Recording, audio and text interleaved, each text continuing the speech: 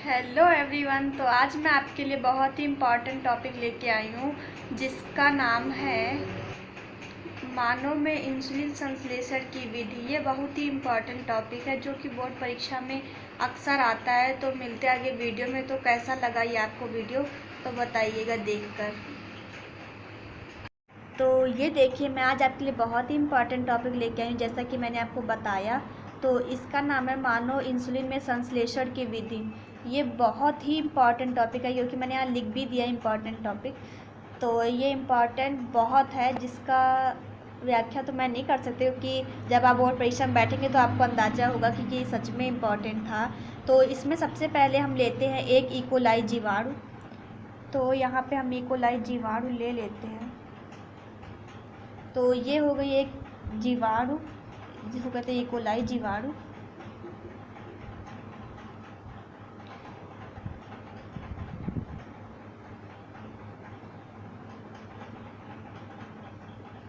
जिसके अंदर क्या उपस्थित है, गुणसूत्र।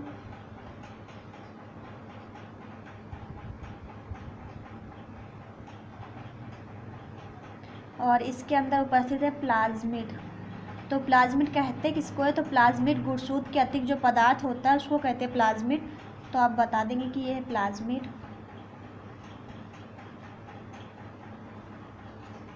तो सबसे पहले हम लेंगे एक इकोलाई जीवाणु जिसके अंदर उपस्थित होगा गुणसूत्र। तो ये गुणसूत्र भी बता देते हैं। तो ये गुणसूत्र हो गया और ये इकोलाई जीवाणु है और ये क्या है, प्लाज्मिड। तो स्टेप 1 हो गया ये।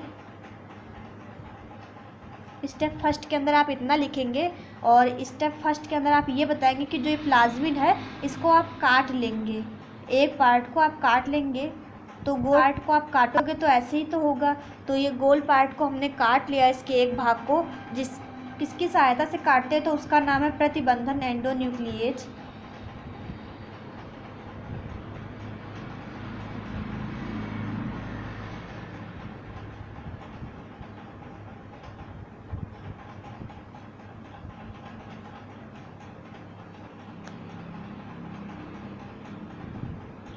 प्रतिबंधन एंडोन्यूक्लिएज एंजाइम की सहायता से हम इसको काट लेते हैं। ये स्टेप 1 हो गया। और स्टेप 2 में हम क्या करेंगे तो मैं आपको दिखाती हूँ। तो स्टेप 2 के अंदर हम लेंगे एक मानव कोशिका। तो हम दिखाते हैं कि कैसे क्या होती है। तो ये देखो, ये मानव कोशिका को हमने बना लिया। तो मानव कोशिका के अंदर क्या उपस्थित होता है तो आपको पता ही होगा। तो उसके अंदर उपस्थित होता है गुणसूत्र।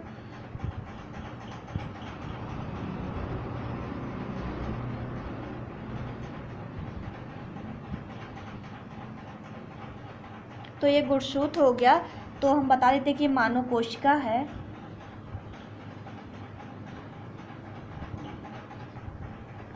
तो मानव कोशिका हो गया। और इसके बाद ये बताएं कौन सी कोशिका है जो कि इंसुलिन बनाने वाली, इसकी हम गुणसूत्र से एक इंसुलिन बनाने वाली जीन को निकालेंगे। तो उस जीन को हम काट कर अलग कर लेते हैं। तो ये कौन सी जीन है इंसुलिन बनाने वाली।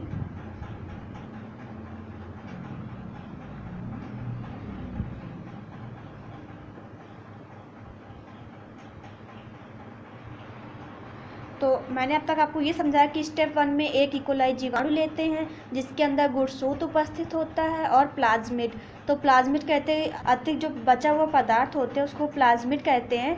तो इसके बाद हम क्या करते हैं कि प्रतिबंधन एंडोन्यूक्लिएज एंजाइम की सहायता से हम प्लाज्मिड के एक भाग को काट लेते हैं, काट कर अलग कर लेते हैं। और दूसरे पार्ट में हमने क्या किया कि एक मानव कोशिका ली जिस में गुणसूत्र उपस्थित होते हैं। तो आपको पता होगा।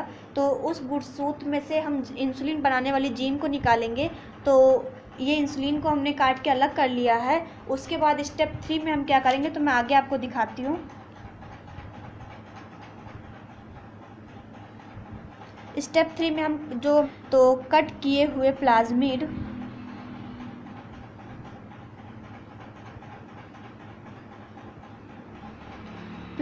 तथा इंसुलिन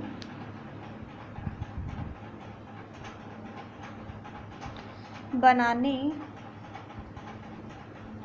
वाली जीन को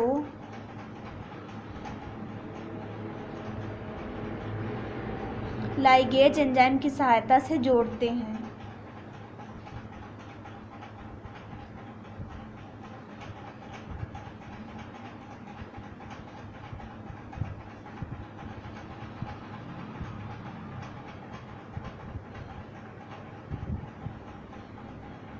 तो लाइगेज एंजाइम की सहायता से हम क्या करते हैं कि जीन को जोड़ते हैं। तो ये आपको मैं अभी दिखाती हूँ कि कैसे क्या होता है। तो जो हमने यहाँ पे जो प्लाज्मिड को काटा ये एक भाग और इंसुलिन बनाने वाली जीन को, इन दोनों को हम क्या करेंगे कि हम जोड़ लेंगे। तो यहाँ पे हम आगे आपको दिखाते हैं कि ये हो गया प्लाज्मिड का एक भाग,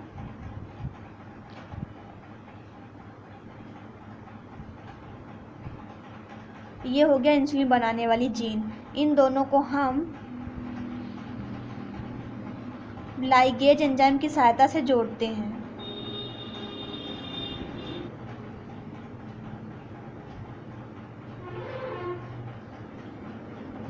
हमने लाइगेज एंजाइम की सहायता से जोड़ दिया है इंसुलिन बनाने वाली जीन।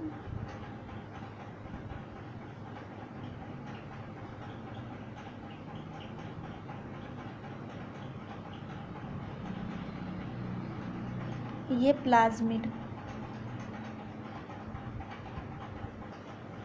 इसको कहते हैं हम पुनर्योगज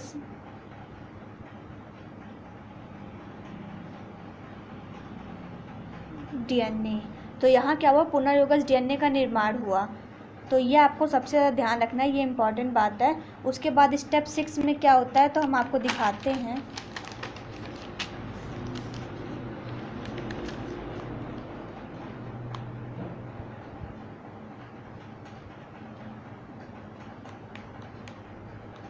सॉरी, स्टेप 4 में हम दिखाते हैं। तो स्टेप 4 में क्या होता है, जो पुनर्योगज डीएनए है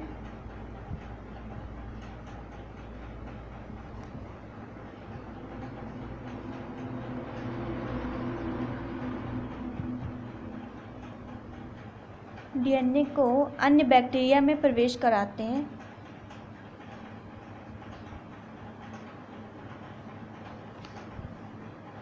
जो पुनर्योगज डीएनए होता है उसको हम अन्य बैक्टीरिया में प्लाज्मिड के स्थान पर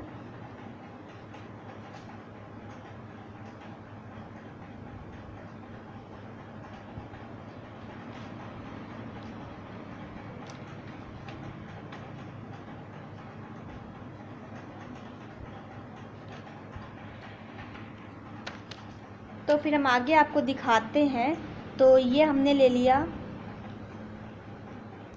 एक अन्य बैक्टीरिया,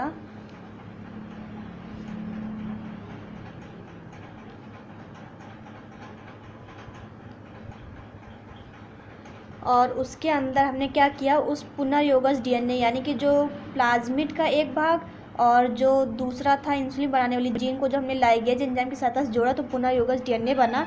उस पुनर्योगज डीएनए को हमने रखा और गुणसूत्र,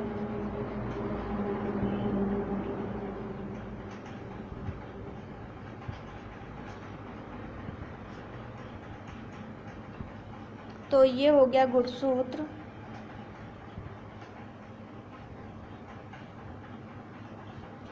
और ये पुनर्योगज डीएनए।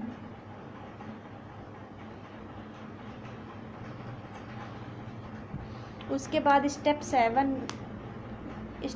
में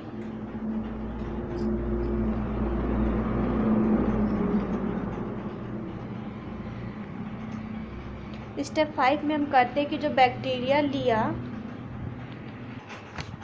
तो जो हमने यहाँ पे किया उसको हम यहाँ लिख देते हैं। तो जिस बैक्टीरिया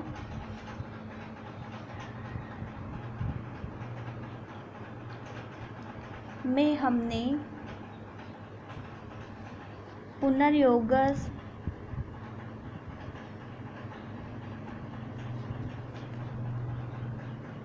डीएनए प्रवेश कराया,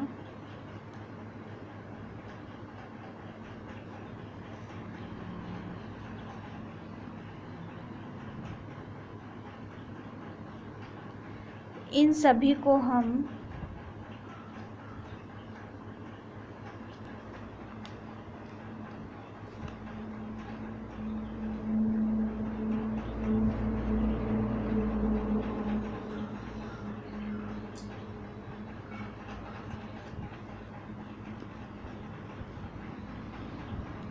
रख लेते हैं। फिर ये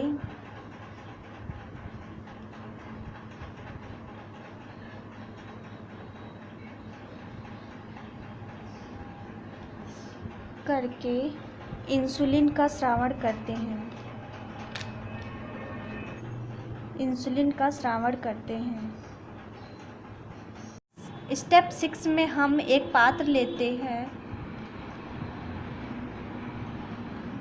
ये एक बोतल मान लेते हैं और इसके अंदर मान लेते हैं कि यहाँ तक वो द्रव भरा है, यानी कि द्रव नहीं सॉरी बैक्टीरिया।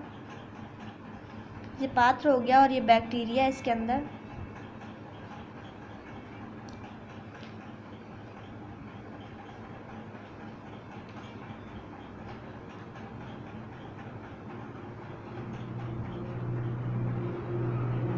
बैक्टीरिया द्वारा स्रावित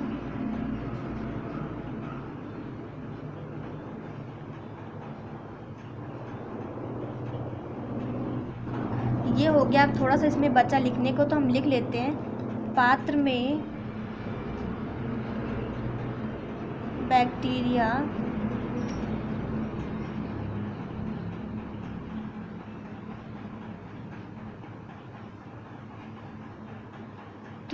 को अलग कर लेते हैं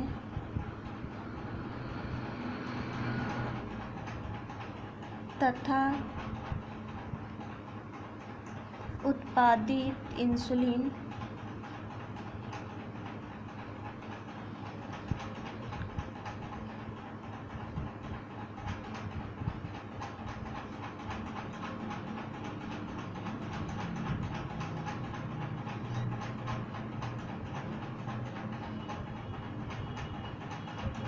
तो आपको औद्योगिक स्तर पे थोड़ा सा डैश कर देना है। वहाँ पेपर में आपको दिखाना होगा कि हाँ ये है, और यहाँ पे आप द्विगुणन को थोड़ा अंडरलाइन कर देंगे या हाइलाइटर से कर देंगे, और उसके बाद इंसुलिन का स्रावण ऐसे इसको आप अंडरलाइन कर देंगे। यहाँ पे हमने कर ही दिया। और ये प्रतिबंधन एंडोन्यूक्लियेज एंजाइम आपको ऐसे थोड़ा सा ऐसे हाइलाइटर कर देना होगा। इकोलाई जीवाणु आप लेते हैं, इसको अंडरलाइन कर देना होगा। इंसुलिन बनाने वाली जीन को आप अंडरलाइन कर देंगे, और बाकी मैंने आपको बता ही दिया। तो यही है प्रोसेस पूरा। तो आपको ये प्रोसेस कैसा लगा